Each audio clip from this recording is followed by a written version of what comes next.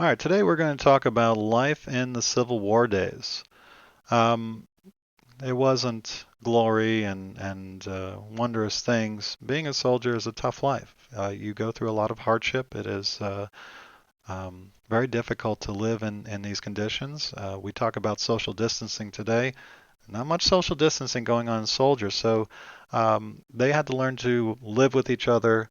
Um, Survive with each other. I mean, think about being in the winter. I mean, camping is great in the spring and summer, maybe fall. Wintertime, not a lot of fun trying to stay warm and out in the open.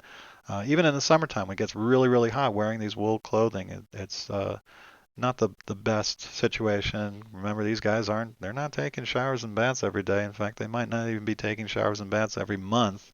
It can be weeks or even months before they have a chance to really clean. And you can see their clothes. They're wearing the same clothes pretty much every day. So if you had to wear the same clothes, guess what's going to happen? It's going to start getting holes. It's going to start wearing out. And this became a particular problem for the soldiers in the South as supplies ran low. Remember, the North is industrialized, so they're able to produce a lot of clothes and weapons and ammunition for their soldiers, and the South really doesn't.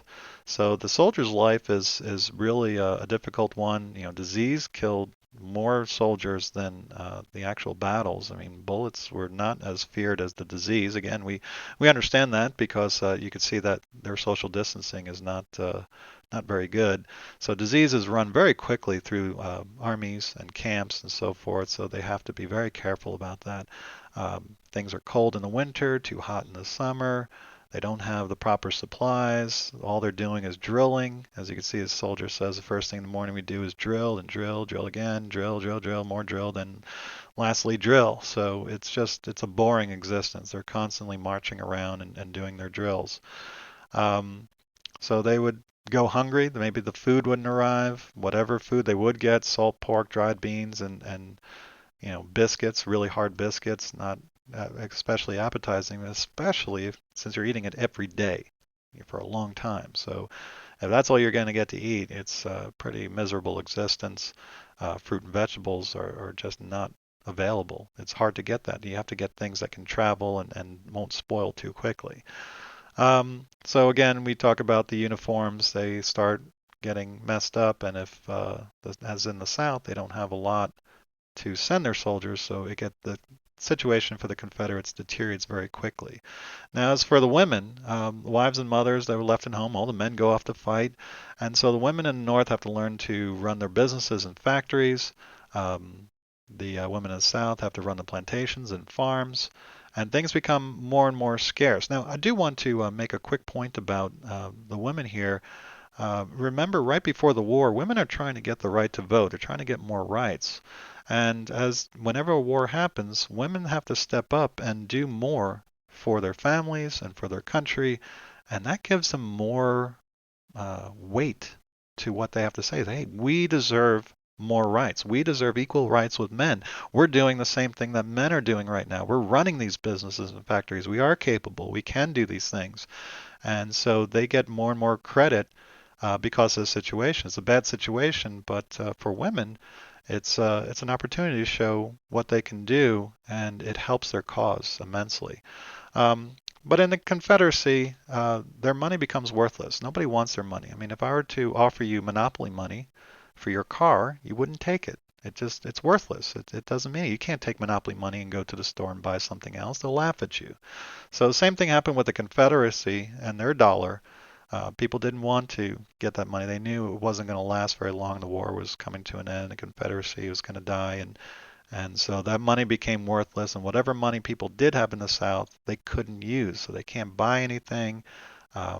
There's nothing in the stores. That the economy just completely collapses, and people are starving and really struggling during this time. Um, One name I do want you to remember is Clara Barton. She is a particularly important person that is not mentioned very much in history, and I wish she would. I'm glad they put her in here. She was a trained nurse, and she helped train people and organize hospitals so that wounded soldiers and people with diseases would not die. She saved countless amounts of lives.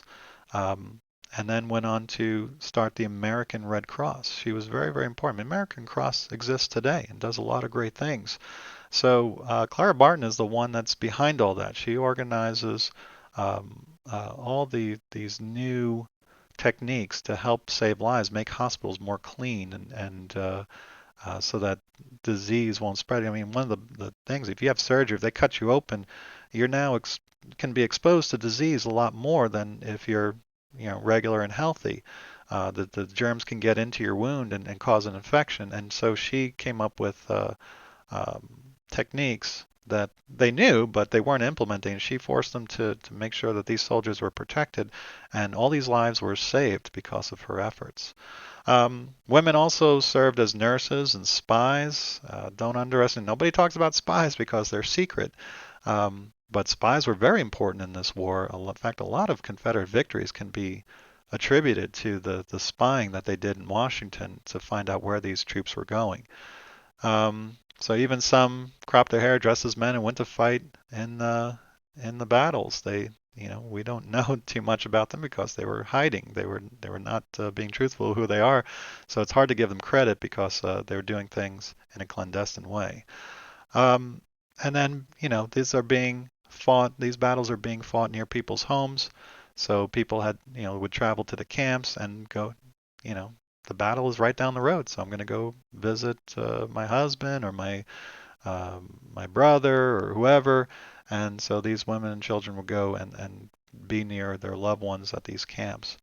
One last thing I wanted to mention about, again, I don't think I mentioned it earlier. One thing that was really bad about this war was that you're fighting against people that you knew. When you go into fight a war, say you're going to fight a war in World War II, they go to Germany and they're fighting Germans. They don't know them. Okay, so fighting those people is not a big deal, but in this war, they knew the people on the other side. They may be family members, friends, whoever, and then they come across somebody that they knew that's in another uniform that they may have contributed to their death. It's a hard thing to deal with. So this is what makes a civil war such a devastating war when you know the people that you are fighting against. So on that happy note, I'm going to end the lesson here. What we should remember is that the lives of the soldiers were not good. They didn't get paid very well. African American soldiers got paid even less, and they weren't even respected. Women had to learn to run businesses and factories in the North, plantations and farms in the South.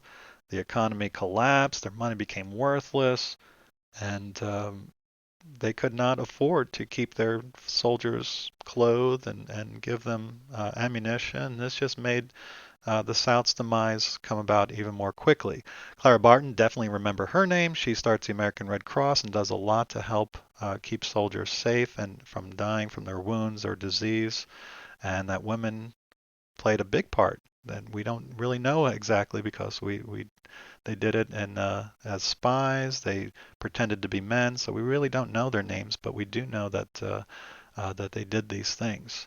And that's it for today. Thanks for tuning in, and I'll see you next time. We're almost done. Two more lessons.